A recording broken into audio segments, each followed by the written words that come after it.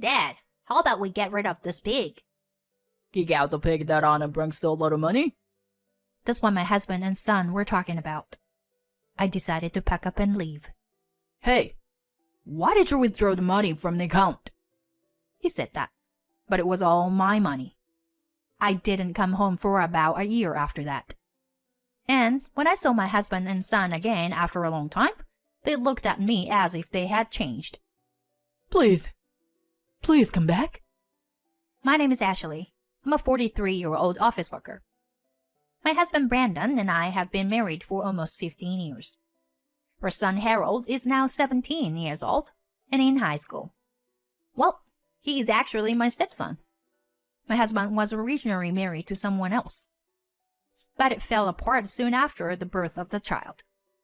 After his ex-wife left him, my husband supported his son as a single father with the help of my in-laws. One day, he received the divorce papers, and he had no choice but to divorce her. A little later, he started dating me and we got married. My son thought I was really his mother, since he was only 2 years old at the time. Brandon and I were deeply in love, and I also cared for his son. Now, we decided to get married early and become a family. My in-laws have been very kind to me, despite what happened to the ex-wife and my husband. I feel like I can trust Ashley somehow. I mean, his ex-wife was kinda dangerous. To be honest, I'm not really surprised that she left. My mother-in-law said that calmly, and I felt she is a strong person. I thought that with the support of my parents-in-law, I would be able to raise my son without any problems. My son is fond of my mother-in-law, and she will be able to give me advice if I have any trouble. And so, my married life began. My son was cute. My husband and I felt like newlyweds. We were very happy in the beginning of our marriage. My son was growing up well. My family was close. I was happy every day. My mother-in-law came to my house to take care of my son when I was busy with work. And we overcame many things by cooperating as a family. I thought I could live happily ever after. That's what I thought. But unexpected things do happen out of the blue. Like layoffs. It was about 10 years after we got married. The company where my husband works had a major restructuring, and he was one of many who got let go of. Damn! Why the hell should I get the X? My husband was quite shocked because he didn't think he was going to be laid off. Did you ask the company if they would reconsider? Of course I did. I asked them why. And so they said it should be fine because we both work. They said that since you work for a big company, we probably don't have to worry about the income. He told me that he was one of the people who got laid off because I work for a big company and my salary is high. I had a complicated feeling when I heard that. I felt sorry for him. But even so, I had worked hard to get a job at the company I work for now. And I had worked hard to raise my salary after I became an employee. Now I am working hard in a high position with subordinates. So I didn't want to look at it as a negative thing. But if your old company is in financial trouble, it might go bankrupt sooner or later. So let's look at it as a positive thing, that you can change jobs early. I agree. My husband had a downcast look on his face, but for the time being, he tried to change his mind with my encouragement. However, when things go wrong, everything goes wrong. My husband could not find a new job. He tried to find a new job with the same salary as before, but he never found one. When I suggested that he try starting as a regular employee, he seemed to be frustrated. Do you think I'm an idiot? That's not true. But it would be a problem if you don't get a job, wouldn't it? It pains me to see him having a hard time too. So I wanted him to find a new job and go back to work, even if it meant lowering his position a bit. I tried to persuade him to go to a few more interviews with various companies. But that didn't work either. And even the company that offered a lower salary didn't hire him. Gradually, my husband became more and more impatient. You told me to accept lower pay grade, but I still can't get a job at all. What do you think you were doing, making me write shameful things? My husband turned red and yelled at me. I was also troubled by such an unreasonable anger. But he had no other choice but to throw his frustration at me. He gave up looking for a full-time job and chose to work at a part-time job. Well, I would rather have him earn some money than have more conflicts with him, who seemed to be getting depressed. However, I wonder how much unfortunate events can happen in a row in the future. One day, my father-in-law suddenly fell ill and died. It was so sudden that neither my husband nor I could catch up with our emotions. We rushed to the hospital and found my father-in-law already lying on the bed, covered with a cold white cloth. Dad, why? My father-in-law was a very kind man. At the funeral, I was so emotional that we cried. Pam, are you okay? I'm sorry. I'm sorry to worry you. I didn't think my husband would go before me. I always told him I didn't want to be the one left behind. He told me he would see me off and that I'll be safe. But at the last minute, he broke his promise. My mother-in-law was very depressed about the loss of her beloved husband. My son, who is now 12 years old and understands life and death, was very sad about it. I started to visit my mother-in-law regularly. I knew she would feel sad living alone. Ashley, thank you for everything. But I hope you are not overwhelming yourself, 'cause you look really tired. Oh, I'm fine. I'm just a little busy with work. I try to be strong with my mother-in-law, but the truth is that it was very hard for me. Because my husband is a freelancer who works only 23 hours a week and does not take care of the house at all. So I have to work very hard and do all the housework, sometimes even doing overtime. My son is growing up and eats a lot, so I have to cook a lot of food. I'm hungry. My son does not know the hardships I have to go through.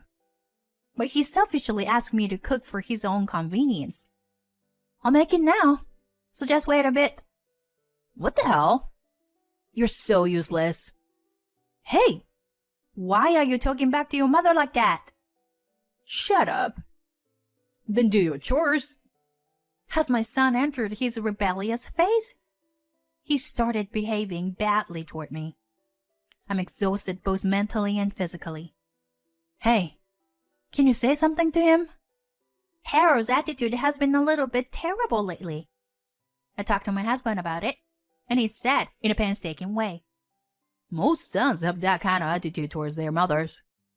I guess his attitude will change when he becomes a member of society, right? He didn't take my side. So my son could do whatever he wanted. Mom, give me more allowance. I can't. I'm giving you enough. We still have to make ends meet. You're living on my father's money. I was at a loss for words, and so my husband looking at me from a distance. In fact, he asked me to hide the fact that he is a freelancer from my son. He wants to maintain his dignity as a father or something. I don't mind it, but it's important to him. However, I thought that it surely has an influence on my son when I hear such a statement from him. My mother, who works part-time and has a low income, is not much different from me. When I'm in high school and have a part-time job, I'll be able to make as much money as you do. My son said that and didn't listen to me at all. I was getting more and more stressed, and it showed in my health. I couldn't eat with my son and husband, who eat a lot because I had to cook for them first. So I fed them both and then ate my share.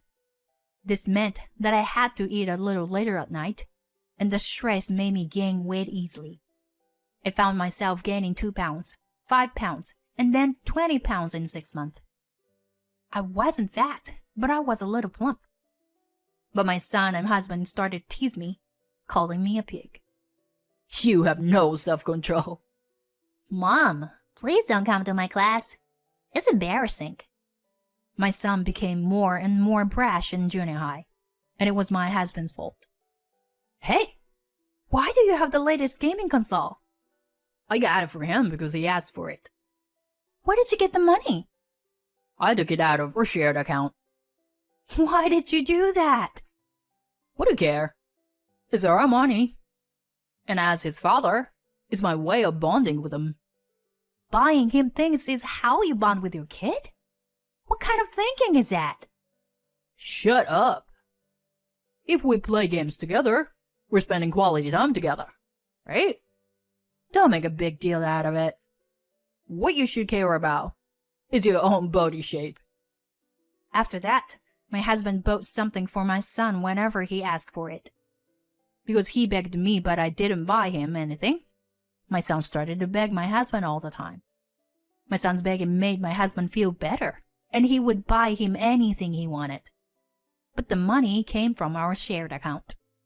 He has been putting some of the money into the account, but it is running out at a tremendous pace.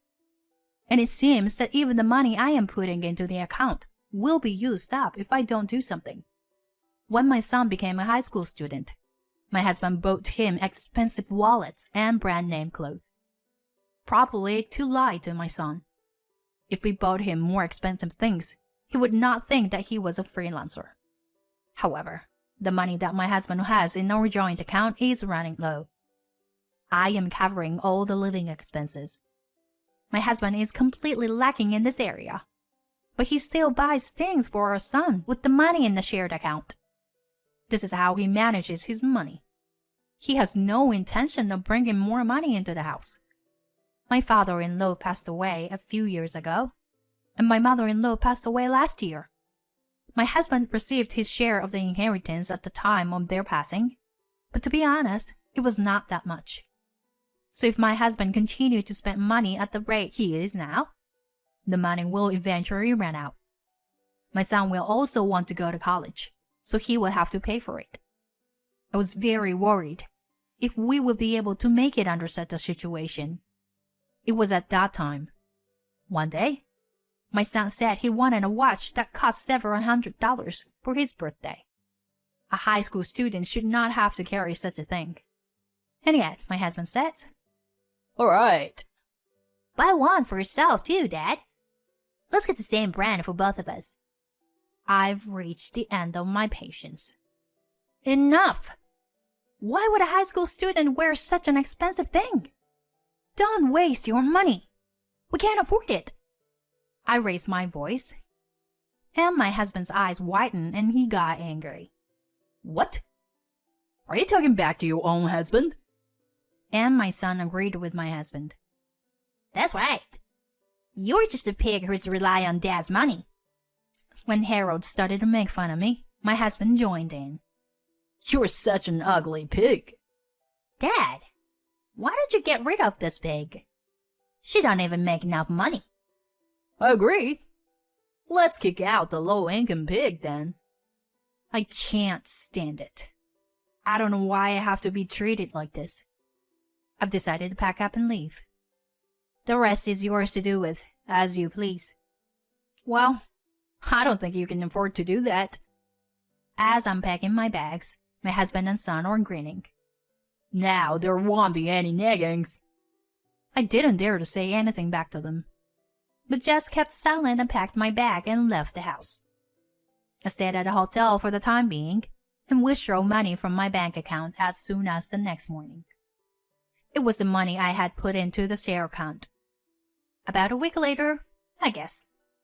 My husband kept calling me that I was so annoyed, but I didn't like it if he called me at work, so I decided to answer the phone. Oh, hey. Why did you withdraw all the money from the account?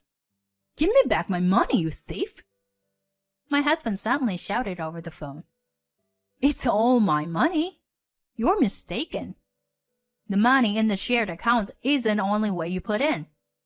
There's also the money I've been putting in every month, and I don't want you to use it without my permission. I withdraw what I put in, so the balance is what you've been putting into it and spending. If there's nothing left, then you have to spend all your savings. Oh no. Ashley, come back. I hung up the moment he said that, and immediately blocked his number. You should know how hard it is to be without me. I didn't come home for about a year after that. I got tons of messages from my husband and son during that time. Apparently, after a few months, My husband's part-time salary was no longer enough to support themselves. My son also noticed that their life had suddenly become poor and questioned my husband. He finally confessed, and from then on, he and my son both tried desperately to get me to come back. I rented an apartment near my office to make it easier for me to get to my office and put more effort into my work than ever before. Thanks to this, I was able to successfully complete a big project. After a year of smooth sailing at work, I decided to meet my husband and son for a break. When I saw them again for the first time in a long time, they both looked different and hang on to me. Their clothes were in tatters, and their hair was a mess. My husband and son had lost a lot of weight since the last time I saw them, as if they had not been eating properly. They looked really scrawny. By the way, I too have lost 20 pounds in the past year, and I am back to my former weight. But I have hardly changed my diet at all, and I lost the weight just by being away from my husband and son, reducing my stress, and getting a moderate amount of exercise. Please, I beg you, please come back. My husband got down on his knees. I came to see you today to formally demand a divorce. My husband and son turned pale when I said that. Wait, if we get divorced, we'll be living in the streets. That's right. I sold everything I had ever worn, even my brand-name clothes, to pay for lunch for a month. I can't stand the thought of being poor. I don't know about that. You've been abusing me and treating me like a slave. I'm sick of you. And I've realized that I don't need you in my life. So I'm cutting you off completely. I said this, and my son said with a start. Then pay child support. If you and Dad get divorced, you're gonna have to pay child support, right? The son said. And the husband took advantage. Since you make more money than me, I'll divorce you if you pay child support every month. He looks very proud of himself, as if he has come up with a brilliant idea. But neither he nor my son seem to know what's important. I'm sorry, but I'm not obligated to pay child support. Huh? Because Harold and I are not blood related. Harold's eyes widened. Oh, my God. You're the son of a woman from your father's previous marriage. Your real mother died shortly after you were born. Then you lived with your grandparents. Then I married your father when you were 2. So, you and I were not related. And I'm not obligated to pay child support in the event of a divorce. No. I raised you as if you were my real son. But I can't do this anymore. I'm leaving this man, and I'm cutting you off, and we'll be strangers. Both Harold and my husband turned pale at my words. I want you to write the divorce papers now. But if you can't, we will have to go to court through a lawyer at worst. Go to court? We don't have that kind of money. Then sign the divorce papers. My husband reluctantly signed the divorce papers. I filed the divorce papers at the city office and officially divorced my husband. My ex-husband is now working part-time jobs until he is exhausted to pay Harold's tuition and our there and their expenses. However, my son seemed to have a great dislike for my ex-husband because he lied to him. And there's also the shock of me not being his real mother. So the relationship between the two of them is at its worst. I still receive messages from both of them asking me to help them, but I ignore them. I hope my son will take this opportunity to look at himself and change his personality. As for my ex-husband, I hope he goes to hell. I'm working hard today with these thoughts in my mind.